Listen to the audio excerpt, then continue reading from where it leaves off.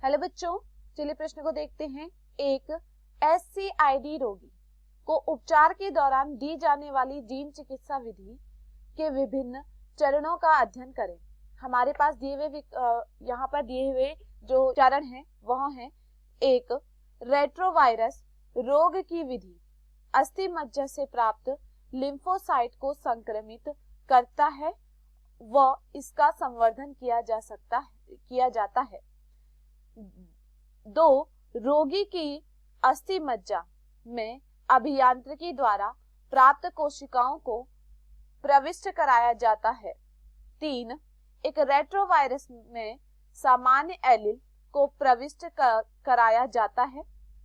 चार, रेट्रोवायरस स्वयं के आरएनए से डीएनए प्रतिकृति बनाते हैं। यह डीएनए जिसमें सामान्य एलील होता है को कोशिका के गुणसूत्र में डाला जाता है। उपरोक्त चरणों को सही क्रम में व्यवस्थित करें और सही उत्तर चुनें।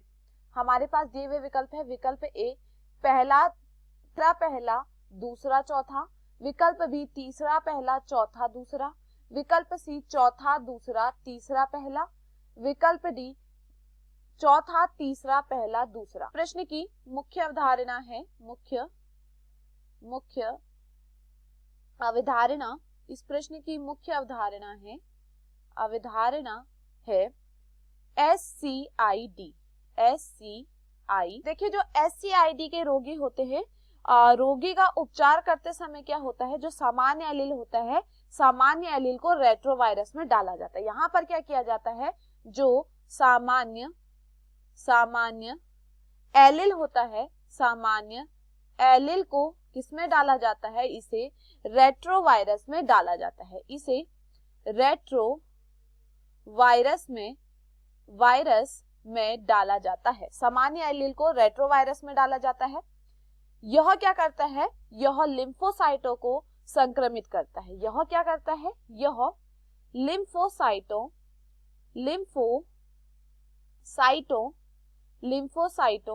को संक्रमित करता है। लिम्फोसाइटों को क्या करता है, यह लिम्फोसाइटों को संक्रमित करता है।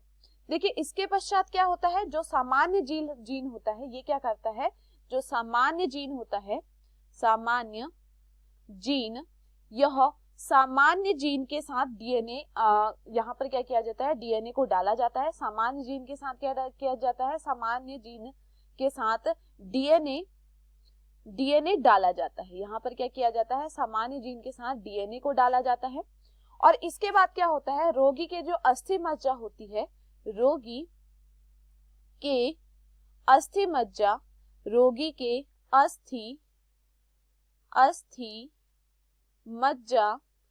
का जो अस्थि मज्जा होता है, में इंजीनियर कोशिकाओं को डाला जाता है। यहाँ पर इन कोशिकाओं को क्या किया जाता है, जो कोशिकाएं तैयार की गई हैं, इन्हें डाला जाता है।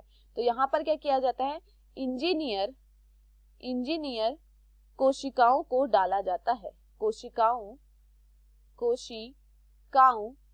को डाला जाता है, कोशिकाओं को डाला जाता है।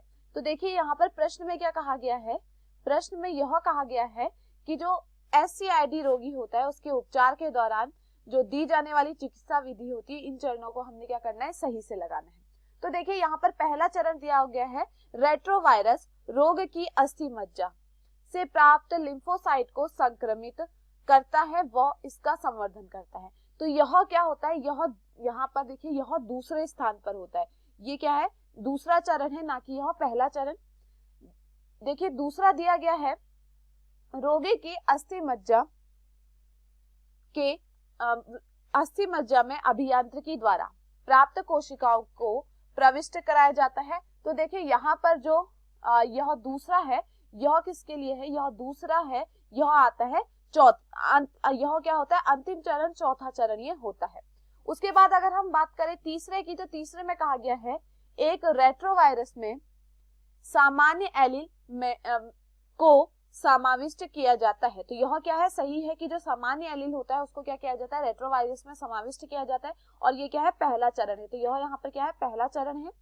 उसके बाद देखिए चौथा दिया गया है रेट्रोवायरस स्वयं के आरएनए को डीएनए प्रतिकृति बनाते हैं।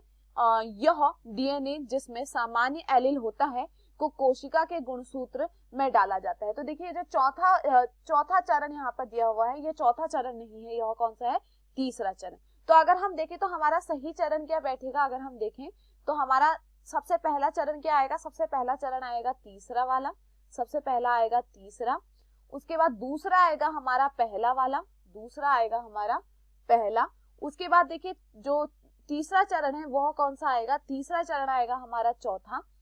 एवं जो अंतिम चरण है वह कौन सा आएगा, अंतिम चरण जो है हमारा यहाँ पर वह आएगा दूसरा। तो यह यहाँ पर इस तरीके से बनाया गया है। तो चलिए विकल्पों को देखते हैं। विकल्प ए दिया गया है तीसरा, पहला, दूसरा। तो यह यहाँ पर क्या हो जाता है, गलत होता है क्योंकि दूसरा क्या है, अंतिम चरण है। विकल्प बी दिया गया है तीसरा, पहला, चौथा, दूसरा। तो यह यहाँ पर क्या होता है, सही होता है। विकल्प सी दिया गया है चौथा, तो यह यहाँ पर गलत हो जाता है। विकल्प डी भी दिया गया है पहला, चौथा, तो यह भी यहाँ पर गलत होता है। तो दिए हुए विकल्पों में हमारा सही विकल्प होता है विकल्प बी। मैं आशा करती हूँ आपको ये समझ में आया हो। धन्यवाद।